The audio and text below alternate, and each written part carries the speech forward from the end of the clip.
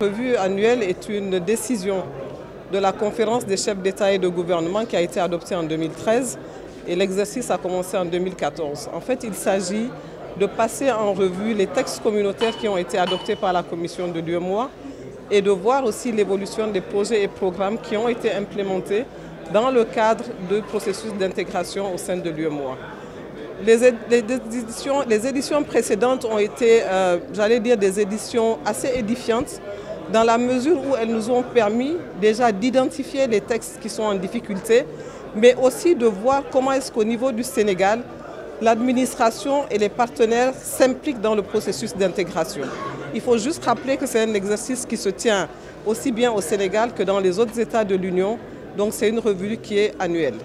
Les résultats sont probants. C'est sûr que l'année dernière, nous avons eu quelques difficultés dues particulièrement à l'introduction de nouveaux textes qui n'étaient pas encore bien transposés au niveau des États. Mais nous avons la forte conviction que l'exercice qui a été mené, l'interaction qu'il y a eu entre la commission de l'UEMOA et les administrations sénégalaises permettront d'avoir des résultats tangibles. Il y a plusieurs textes qui ont été transposés au niveau du Sénégal, à peu près une dizaine de textes, et la conformité a été appréciée au niveau de la commission de l'UEMOA.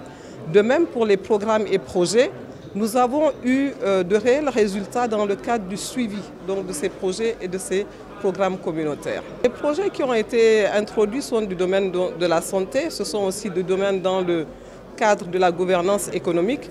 Et le seul texte qui a été retiré, c'est le texte qui est relatif à la conférence donc, des architectes. C'est un texte qui a été complètement adopté, donc il n'était pas question il n'était pas utile qu'il soit repris au cours de cette année.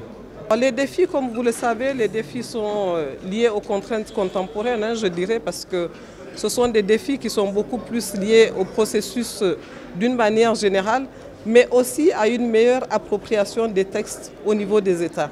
Et c'est la raison pour laquelle la Commission, dans son ensemble, continue d'accompagner les États par des formations, par des accompagnements de diverses natures pour favoriser donc l'implémentation de la culture de l'intégration au sein des États. Les États respectent l'application des textes, même s'il y a des retards. Ce qu'il faut considérer, c'est plutôt le processus. C'est pour ça qu'on parle de processus d'intégration. Parce qu'aujourd'hui, nous nous sommes rendus compte que depuis 2013, où la revue a été instaurée, il y a un grand pas qui a été franchi. Nous étions à peu près à maximum 30% d'application des textes. Aujourd'hui, nous sommes à près de 80% et même plus dans certains pays. Donc nous pouvons dire que c'est un exercice qui est bien maîtrisé aujourd'hui et par les États et par la Commission de l'UEMOA et c'est une satisfaction pour nous parce que c'est un exercice qui tient aussi de la visibilité de l'Union et surtout de l'appropriation par les administrations du processus d'intégration. Aujourd'hui, dans les administrations des 8 pays de l'UEMOA, nous parlons le même langage et c'est un avantage certain. Nous sommes réunis pour discuter de la revue annuelle des projets, programmes et politiques communautaires avec les représentants de la commission de l'UEMOA.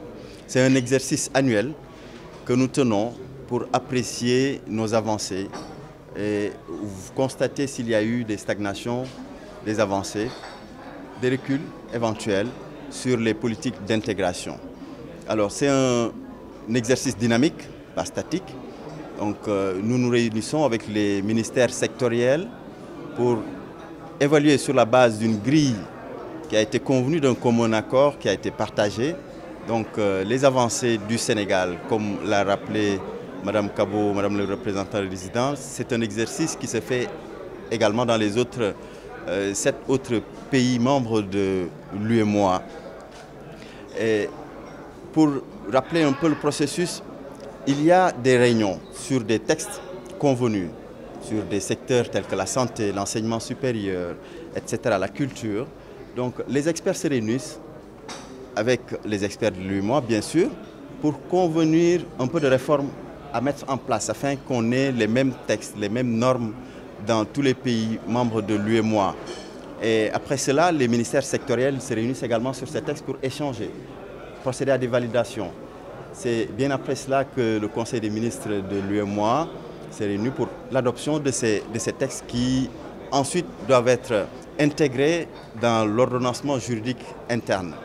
Donc il peut s'agir de règlements qui sont d'application directe, il peut s'agir de directives qu'il faut intégrer dans la législation, qui doivent passer à l'Assemblée nationale pour les adopter. Il peut s'agir également de décisions d'autres textes réglementaires. Alors, il peut arriver également que le Sénégal ait déjà dans son dispositif des éléments d'un texte qui est pris au niveau communautaire. À ce moment, il y a un processus bien connu de validation de ces avancements.